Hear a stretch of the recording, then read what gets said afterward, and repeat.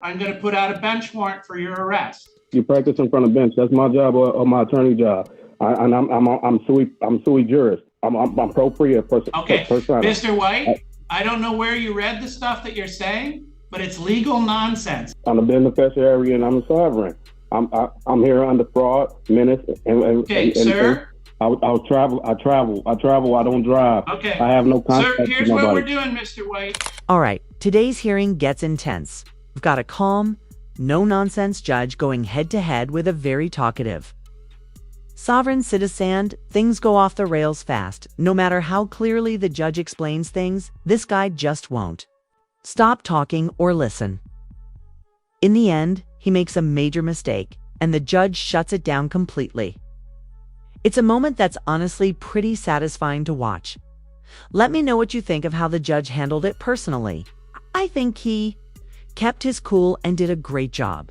Now let's jump in and take a look. We're on the telephone ending in 1336. Tell us your name, please. I come in sui juris.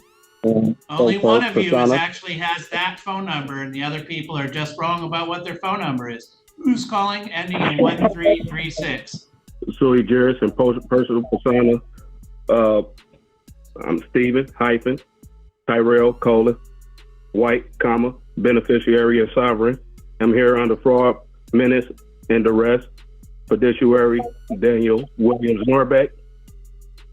Okay, Mr. White, we're going to pop you over in the waiting room because you're just going to be a distraction for all the citizens here willing to abide by the laws of our country. So we'll pop you over in the waiting room and we'll get back to you. In case you guys have ever heard of the term sovereign citizen in the news, that's what one of them sounds like when they try to come to court. I really like how this judge is handling things so far. You can tell he doesn't mess around. Now let's see how he deals with this guy when he brings him back in. The judge ran through the entire docket and made this sovereign citizen wait. Let's find out if that timeout changed his attitude at all. Hey, Mr. White, are you able to hear me? Your Honor. All right. I'm going to read this to you so you understand what you're charged with. This says that on January 7th of this year on 2nd Street there in the city of Fenville, that you were driving while license suspended. That is a misdemeanor. It's punishable by up to 93 days in jail and for $500 fines and costs. Do you understand your charge? Objection, Your Honor. I do not understand my charges or okay. I'm going to mark you down as not guilty, and we'll set you for a jury trial. You can continue to. Your Honor. Your Honor. You practice in front of bench. You practice in front of bench. That's my job or my attorney job. I'm sui juris. I'm appropriate person. Okay, Mr. White, I don't know where you read the stuff that you're saying, but it's legal nonsense. It means nothing in a court of law. So if you're not willing to state that you even understand or recognize the authority of the court, my options are I can make you come in for arraignment and not give you a PR bond, and then you'll have to post bond to not sit in jail. You want to do it that way instead?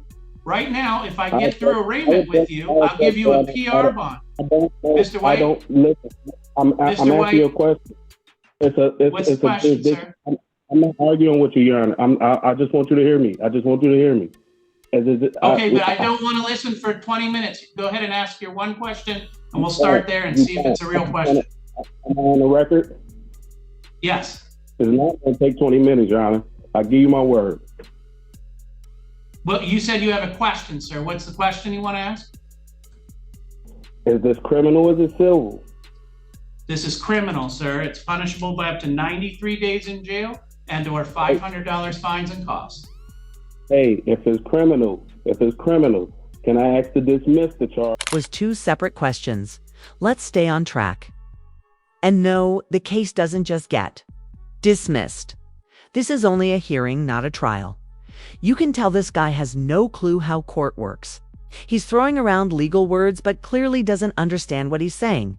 Let me know. Should the judge cut it off or let him talk himself into a corner? Because at this point, the prosecutor, there's no sworn testimony. There's no sworn. It's because this is just arraignment, sir. What you're talking about is trial. That would be several steps down the road. arraignment is just for you to make sure that you understand what you're accused of, what the penalty is, and for you to enter a plea. You're accused of driving while license suspended. I read to you what the possible penalties are, and I asked you if you wish to plead guilty or not guilty at this time. No, Your Honor, I'm a beneficiary and I'm a sovereign. I'm here under fraud, menace, Okay, sir, those sentences don't mean anything. They have no legal meaning whatsoever. It's guaranteed by my So I've constitutional indicated that since you can't understand arraignment, I've entered a plea of not guilty on your behalf. I've set you for a jury trial. You can represent yourself free of charge, or you could hire an attorney. And now you must make a choice, sir, for bond. If we get through the arraignment with you on Zoom, I'm going to give you a PR bond, personal recognizance bond. That means you don't have to post any money. We're essentially trusting you that you'll keep coming back for your court dates. It is no driving without a valid driver's license. If you cannot get that far, in other words, if you really don't understand what's happening here, then I'm not going to allow you to be arraigned by Zoom. I'm going to set you for arraignment in person. And you will come to this courthouse. You will not get a PR bond. You will get a $300 cash or surety bond, meaning that you will need to post $300 in cash, or you will sit in jail from that day until your trial day. So I'll give you a choice. Do you want to be arraigned over Zoom like we're doing today, or would you like to come in and be arraigned in person?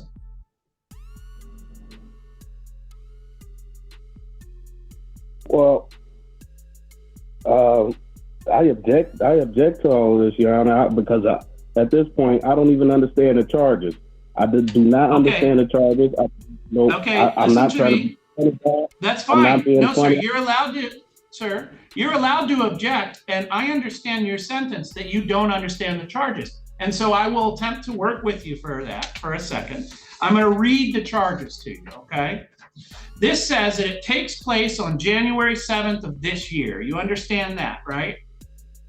The date that I just read. I'm saying I do not. At this point, Your Honor, it's I was saying this. It was a jurisdiction matter. It's a jurisdiction matter. That's what I'm saying. It's a subject matter, jurisdiction. Here's the problem with you arguing jurisdiction.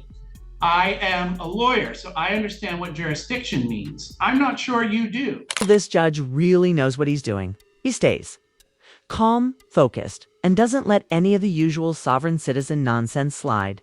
A lot of judges either lose patience or let these situations drag on. But not this guy. He handles it like a pro. He's firm without being emotional, and that shows real confidence. Some of you might think he's being too tough, but I think he's striking the right balance. Let me know in the comments, do you agree with how he's handling it? Or do you think he's going too far? The accusation is that you're driving around on 2nd Street in the city of Fenville, meaning in Allegan County, and that you're doing so when your driving privileges with Secretary of State have been suspended or revoked. Because this is the county. Yes? Objection. I travel. I don't drive. Okay. I have no contact. Sir, here's what we're doing, Mr. White. You are no longer able to be arraigned by Zoom. What I'm going to do is adjourn this. I'm going to adjourn this, and you will get notice at your address there. You will come in, and we will arraign you in person. I'm telling you that I'm not going to give you a personal recognizance bond, sir. It has to be before we can proceed. White, before you can proceed, it has to be addressed, Your Honor. Because we are on the record, I'm going to make this infinitely clear. You're going to get notice to appear in front of me. You have two choices. If you do not appear, I'm going to put out a bench warrant for your arrest. If you do appear, we will have this conversation again about arraigning you to see if you understand the charges, but you are not getting a PR bond. You will need to bring with you $300 cash or surety, or you will be in jail. Do you understand those two options, A and B? That's a violation of my constitutional rights, Your Honor. Well, no, it isn't, sir. So we're all set for today. We're done talking. We cannot make any progress. You will be asked to come in person for arraignment. You can either choose to come in for arraignment, or you can choose to not be here. If you choose to not be here, a warrant will be entered for your arrest. And if you do choose to be here, make sure you bring that $300 because you're not getting a personal recognizance bond. But we are done with this hearing. I'm going to go ahead and release you. Thank you. When's my date for court? This guy just wouldn't listen. The judge clearly told him a new court date would be mailed. But he kept arguing like he didn't hear a word. If he'd just pled guilty, he probably could have walked out with a fine or a class. Instead, he pushed it too far and might end up in jail. Let me know what you thought. Did the judge handle it right?